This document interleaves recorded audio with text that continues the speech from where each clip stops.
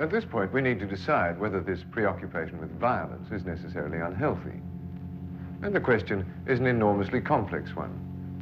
I remember after the screening, a distributor said, "We've seen the film, it's really interesting, I'd like to distribute the film." And I was so naive, I said to him, "What does distribute mean?" But the one exploitation film that stands head and shoulders above the rest, of course, is the first Mad Max. Made in 1979, Mad Max is a turbocharged Western on wheels.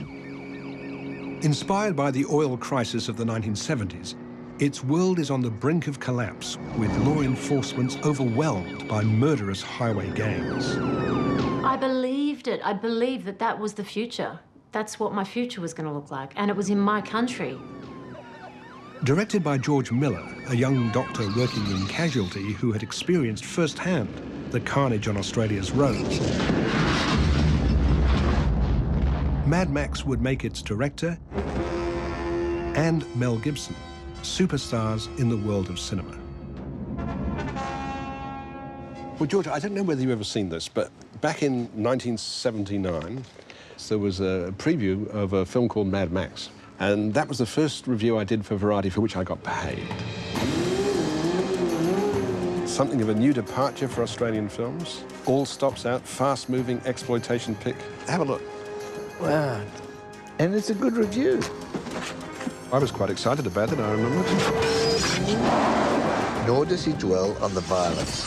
Plenty of horror is implied, but very little seen.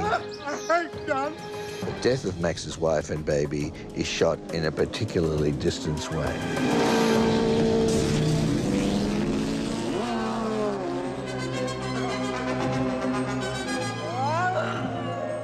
I'm glad you picked that up, because it was one of the big things. I know it was. Is to stay, imply it. Yeah. It suffuses the film with a certain degree of a feeling of violence, and people remember things that weren't actually on the screen.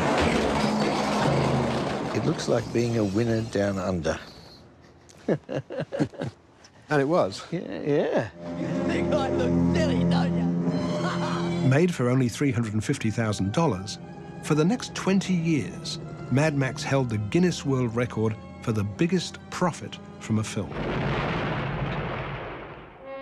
But more than that, Mad Max revolutionized action filmmaking and created the most successful returnable movie brand to emerge from Australia.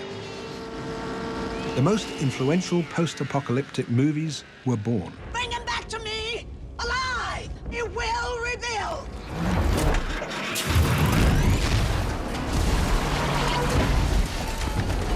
They are basically morality tales, lone figures in the wasteland searching for meaning, each with their own struggle. And I think that's why the last Mad Max has some universal resonance, because even though on the surface it's just a chase movie, it's sort of touched into all that other stuff. The hero mythology expands in Fury Road by adding a pivotal new character with equal billing to Max. You done this before? Many times. He goes, okay, Mad Max 4, Charlize Theron. Not enough directors and writers are making that connection. Like, if I put a female in a normally male role, hey presto, it's fresh, it's hasn't been seen before. Still not happening enough. Fury Road is the most commercially successful Australian film ever made, and has been cited as an example of a growing appetite for strong female characters.